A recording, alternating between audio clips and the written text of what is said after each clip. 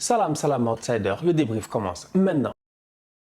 L'Argentine de Messi fait match nul 1-1 face au Chili. Je dis bien l'Argentine de Messi parce que s'il y a un mec qui porte cette équipe-là, c'est bien Léo Messi. Aujourd'hui, l'Argentine, ils font match nul 1-1 face au Chili. Je suis désolé, les Argentins doivent gagner ce match-là. Le problème, il est simple, c'est que sur le terrain, il y a des joueurs qui doivent concrétiser et qui ne concrétisent pas. Et là, je vais commencer par Lautaro Martinez et aussi Gonzalez. Voilà deux gars qui sont en attaque avec Messi, mais deux gars qui sont incapables de se gérer en première mi-temps pour claquer un but. L'Argentine commence le match à 200 à l'heure, à 300 à l'heure. Les gars, dès le début, je dis bien, en même pas 20 minutes, tu as 3 occasions franches pour l'Argentine. Personne n'est là pour claquer un but. Personne n'est là pour claquer un but. Donc, à un moment donné, je suis désolé. Quand on dit l'Argentine de Messi, c'est vraiment l'Argentine de Messi. Parce que s'il y en a un qui porte l'équipe, c'est qui? C'est Léo Messi. Léo Messi, top performance de sa part. En toute honnêteté, encore une fois, il a sorti un grand match. Léo Messi avec l'Argentine, c'est une histoire compliquée. C'est une histoire compliquée. À chaque fois, ça va être le même débat. Léo Messi gagnera-t-il un jour un titre avec l'Argentine ou pas? Mais à un moment donné, moi, j'ai envie de vous dire que ce gars-là nous a assez montré dans sa carrière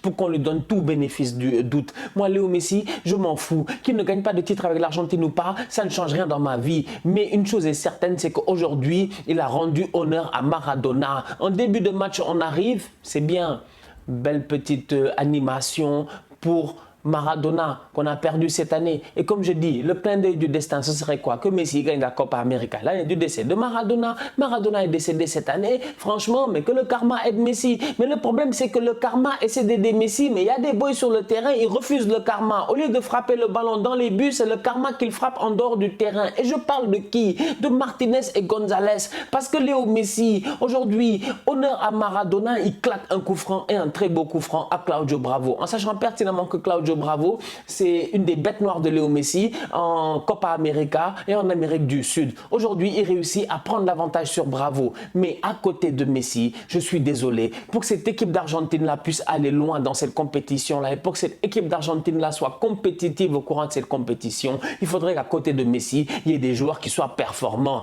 Aujourd'hui, je suis désolé, Martinez, il vient de gagner la Serie A avec l'Inter. C'est pas un petit joueur, il doit faire beaucoup mieux. Le boy Gonzalez, quand tu regardes ses statistiques avec Stuttgart, pour le peu de temps qu'il a joué, il a été décisif, il a été bon. Donc franchement, je suis désolé.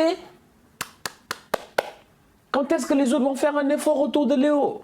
Un peu de positif quand même dans cette équipe d'Argentine-là. Non seulement ils font match nul 1-1, bon finalement ils ne perdent pas le match, mais derrière quand même, j'aimerais parler de ce milieu de terrain-là. Parce que l'attaque, elle a été un peu déficiente à part Messi. Le milieu de terrain, il a été très très bon. Le boy De Paul et le gars Lo Celso, tous les deux ensemble, activité 100%. Tu sens réellement que c'est des gars qui jouent dans des top championnats, l'Italie et l'Angleterre, et tu sens réellement que c'est des gars qui ont d'énormes volumes de jeu au milieu de terrain. Franchement, aujourd'hui, Lo Celso et De Paul, deux joueurs très très bons. D'ailleurs, en passant, Lo Celso, en première mi-temps, il donne un super ballon pour le gars Gonzalez qui doit claquer un but, qui ne réussit pas à marquer. Donc franchement, on va être sérieux, le milieu de terrain de l'Argentine, ça va, moi personnellement, je ne m'inquiète pas. Là où j'ai un souci, c'est en défense. C'est en défense. Parce que franchement, Otamendi, mais jusqu'à quand est-ce qu'on va porter Otamendi?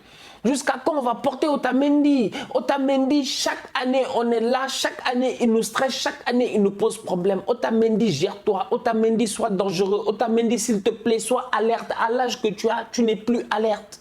Tu n'es plus alerte et c'est pas normal. Moi, je vois Chiellini qui joue un match avec l'Italie. Il a 37 ans et quelques. Il sort une top performance, Giorgio Chiellini. Otamendi, qui a l'expérience de Chiellini, qui est plus jeune que Chiellini, est incapable de se retourner sur un terrain de football. Il se retourne comme un camion Caterpillar. Ça fait bip, bip, bip, bip, bip. Tous les attaquants sont déjà au courant.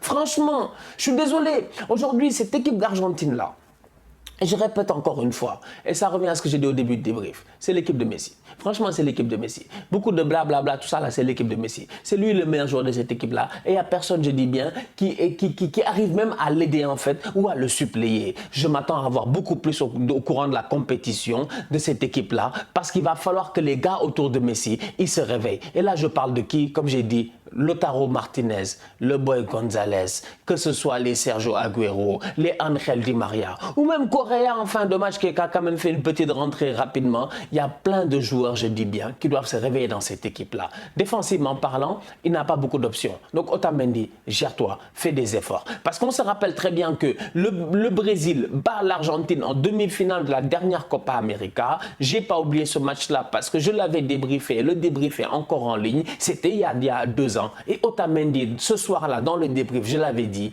il est nul. Franchement, Otamendi, c'est-à-dire que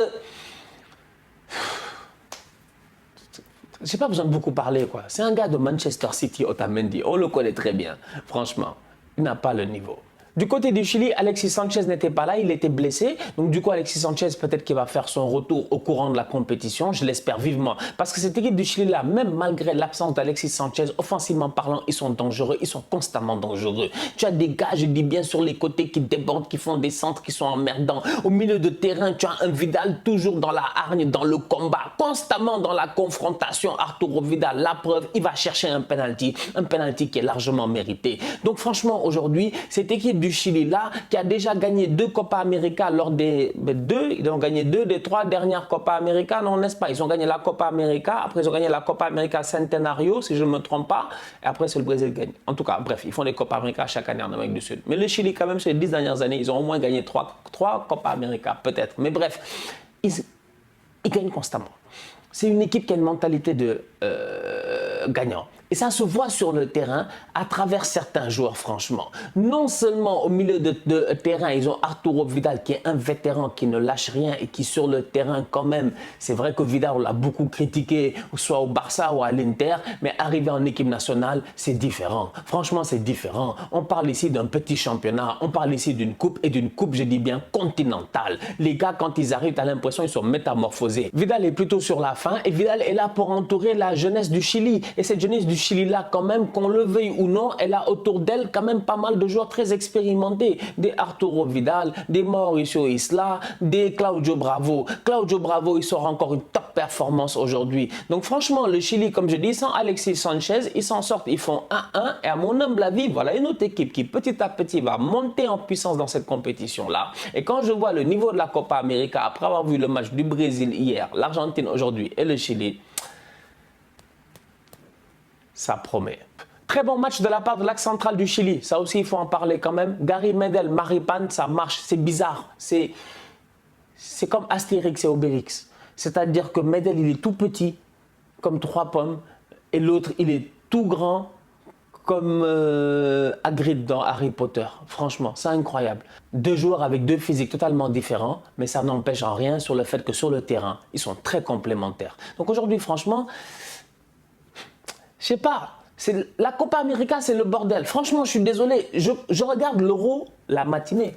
On regarde l'Euro. Tu arrives le soir, tu regardes la Copa América. À l'Euro, de temps en temps, on va à la VAR, tout ça. Tu sens que la Copa, c'est le bordel, frère. Franchement, c'est comme la Coupe d'Afrique. C'est-à-dire que les Vidal, là, ils sont prêts à se battre sur chaque ballon. Ils sont prêts à se disputer avec l'arbitre sur chaque action. L'arbitre, il est allé à la VAR combien de fois dans le match? 7 minutes de temps additionnel. On est là que le premier match.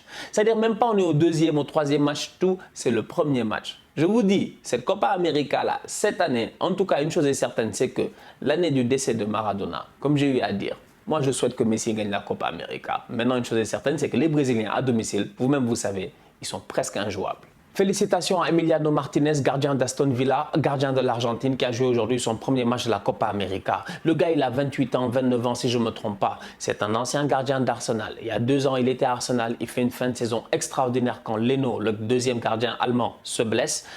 Qu'est-ce qui se passe? Il est titulaire.